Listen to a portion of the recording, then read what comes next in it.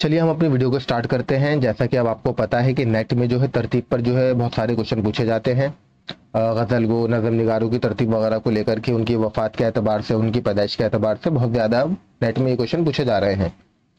तो इसी चीज़ को समझते हुए उर्दू गज़ल गो पर जो है मैंने तरतीब बनाई है, जो कि सबसे पहले आप नेट का ये सिलेबस देख सकते हैं कि ये गज़ल गो हैं जो नेट ने जो है अपने सिलेबस में शामिल किए हुए हैं।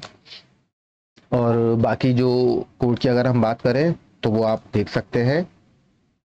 ये रहे वो, मैं दिखा देता हूँ आपको, मैंने यहाँ लिख दिया है आपके लिए। तो कोड क्या है? कोड ये है कि वली के मुर्गे पर मोमिन शाद हो गए, अब दुनिया फ़ानी में इनकी एक यही हसरत है कि असगर इसकी चंगेज़ी बनाकर इनके जिगर को ठंडक पहुँचा दें, और फिर ये फिराक और मजरू के साथ करीम के शहर में जाकर सिद्दीक बन जाएं।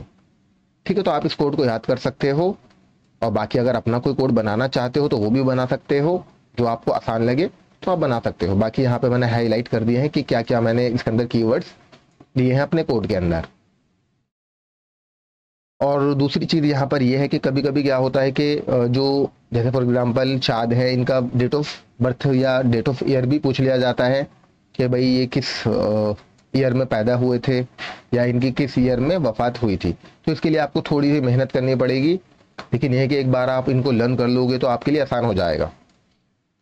तो आप ये देख सकते हो, यहाँ पर मैंने इनकी सबकी डेट ऑफ बर्थ और इनके ईयर्स और वफात के जो है ईयर्स लिख रखे हैं मैंने यहाँ पर। तो आप एक चीज़ ये याद रखिएगा कि वली का तो नॉर्मली हमें सबको याद ही होता है, तकरीबन 16, 68 और 67 है। कभी कभी क्वेश्चन में जो है 67 दे दिया जाता है तो आपको 67 मार्क लगाना है, कभी कभी क्वेश्चन में 68 दे दिया जाता है तो आपको 68 पर मार्क लगाना है। बाकी अगर यहाँ पर ये दोनों दे दिए जाएं तो फिर आपको 68 को प्रेफरेंस देनी है। ठीक है, तो आप ये चीज़ याद रखिएगा। और बाकी वफात को लेकर के भी जो है इख्तिलाफ है, कहीं 20 मिलता है, कहीं हमें जो है 1725 मिलता है। ठीक है, बाकी जो है आप इनको जो ईयर्स है ना, इनको फुल नंबर के जैसे हम याद करते हैं उस तरीके से याद कर लीजिए आप, जैसे 22, 97, 0, 46, 79, 80, 84। ठीक है, शुरू का याद करने की ज़रूरत नहीं है, ये तो आइडिया हो ही जाता है कि भाई 1700 में पैदा हुए थे या 1800 में। अगर तब भी थोड़ा सा कन्फ्यूजन हो तो आप थोड़ा सा ये देख लीजिएगा कि शुरू के जो तीन, अगर हम वली और मीर और गालिब की बात करें तो वली का तो याद ही होता है तकरीबन, तो मीर और गालिब 1700 में हुए थे, बाकी 1800 की तरतीब है सारी। ठीक है, तो एक नंबर इस तरीके से आप याद कर लोगे। बाकी दूसरा नंबर जो है, यहाँ आप चंगेज़ी और जिगर को लेकर के यहाँ से स्टार्ट कर सकते हो, 84, 90, 96, 19, 26, 36, 39। तो एक तरीके से फुल नंबर की फॉर्म में याद कर लो, थोड़ा सा आसान हो जाएगा, क्योंकि बहुत ज़्यादा जो है इनकी वफात के जो ईयर हैं या पैदाइश के जो ईयर है पूछे जाते हैं। ठीक है, ये तरतीब है, ये तरतीब वही कोड से ली है मैंने।